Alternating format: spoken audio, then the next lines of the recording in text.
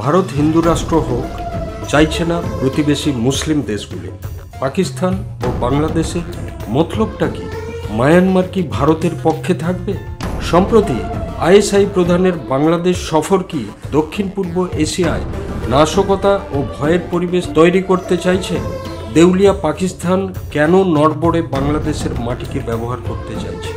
আন্তর্জাতিক জঙ্গি গোষ্ঠী ইসলামিক স্টেট বা আইএসআই বর্তমানে বাংলাদেশের রাজনৈতিক অস্থিরতার মধ্যে নিজেদের শক্ত ঘাঁটি গড়ার পরিকল্পনা নিয়েছে। বেশ কয়েক দশক পর এই প্রথম পাকিস্তানের আইএসআই প্রধান বাংলাদেশ সফরে এলেন। আইএসআই প্রধান লেফটেন্যান্ট জেনারেল আসিফ মালিক বাংলাদেশ সেনাবাহিনীর লেফটেন্যান্ট জেনারেল মোহাম্মদ ফয়জুর রহমানের সাথে গোপনে সাক্ষাৎ করেন। পাকিস্তানের আইএসআই প্রধানের মুখ্য উদ্দেশ্য হল অশান্ত বাংলাদেশে একটি জঙ্গি নেটওয়ার্ক গঠন করা। তাহলে ভারত বাংলাদেশ সীমান্ত সহ মায়ানমারের বিভিন্ন আন্তর্জাতিক সীমান্ত এলাকায় নাশকতামূলক ঘটনা ঘটিয়ে অশান্ত পরিবেশ সৃষ্টি করতে পারে। বর্তমানে ভারতে হিন্দুত্ববাদী বিজেপি সরকার শাসন করছে। রাজনৈতিক বিশ্লেষকরা মনে করছেন ভবিষ্যতে যদি মোদী সরকার ভারতকে হিন্দু রাষ্ট্র ঘোষণা করে তাহলে প্রতিবেশী বাংলাদেশ ও পাকিস্তানের ক্ষেত্রে মাথা ব্যথার কারণ হয়ে দাঁড়াতে পারে। অন্যদিকে বৌদ্ধ ধর্মাবলম্বী বার্মার বিরুদ্ধে জেহাদের ডাক দিয়েছে আইএসআই প্রধান। আইএসআই যদি বাংলাদেশে শক্ত ঘাঁটি গড়তে পারে তবে ভবিষ্যতে পাকিস্তান ভারতের সাথে গেরিলা যুদ্ধ চালানোর ক্ষেত্রে বিশেষ সুবিধা পাবে বলে একটি সূত্র মনে করছে। অন্যদিকে মায়ানমারের প্রশ্নে বাংলাদেশের অবস্থান আরও কঠোর করার পরপরই আইএসআই সেখানেও হামলা শুরু করতে পারে বলে মনে করা হচ্ছে। ভারতীয় গোয়েন্দাদের মতে খুব শীঘ্রই বেশ কিছু জঙ্গি সংগঠনগুলির সাথে আইএসআই যুক্ত হয়ে তাদেরকে জঙ্গি প্রশিক্ষণ দিচ্ছে।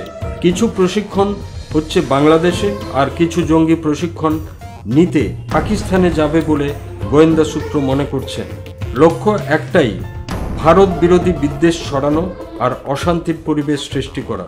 আইএসআই প্রধান আলফা নেতা পরেশ বড়ুয়ার সাথেও বৈঠক সেরেছেন। ফলে আসাম সহ উত্তর পূর্ব রাজ্যগুলিতে সন্ত্রাসবাদ, নাশকতা ও অশান্তির পরিবেশ সৃষ্টি করে ভারতকে চাপে রাখতে চাইছে পাকিস্তান এবং বাংলাদেশ। আরও একটি সূত্র দাবি করছে বর্তমানে চীনের ইউনান প্রদেশে রয়েছে পরেশ বড়ুয়া। সম্প্রতি তিনি পাকিস্তানের আইএসআই প্রধানের সঙ্গে বৈঠকও করেছেন। আরেক আলফা নেতা নয়ন মেধিও বর্তমানে বাংলাদেশের চট্টগ্রামে রয়েছে। পাকিস্তানের সামরিক প্রতিনিধি দলটি সম্প্রতি চট্টগ্রাম হয়ে কক্সবাজারে পৌঁছে রোহিঙ্গা জঙ্গি গোষ্ঠীর সংগঠন আরসার সাথেও তারা যোগাযোগ করেছেন বলে সূত্র মারফত জানা গেছে। ইতিমধ্যেই বর্তমান বাংলাদেশের গোয়েন্দা বাহিনী ভারত সম্পর্কে বেশ কিছু গোপন তথ্য পাকিস্তানের হাতে তুলে দিয়েছেন বলে প্রতিরক্ষা সূত্রে জানা গেছে। অন্যদিকে বর্তমান বাংলাদেশের যা পরিস্থিতি তাতে সে দেশের তদারকি সরকার পররাষ্ট্র নীতি সহ অন্যান্য বিষয়গুলো নিয়ে লেজে গোবরে হয়ে আছে। ভৌগোলিক দিক থেকে ভারত যদি হিন্দু রাষ্ট্র হিসেবে প্রতিষ্ঠা লাভ করে তবে প্রতিবেশী ইসলামিক দেশগুলি বেশ চিন্তিত হয়ে পড়বে বলে মনে করা হচ্ছে।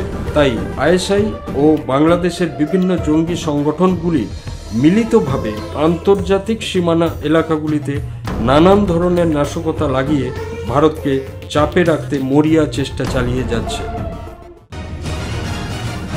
নিউজ এশিয়া, গণতন্ত্রের কণ্ঠস্বর।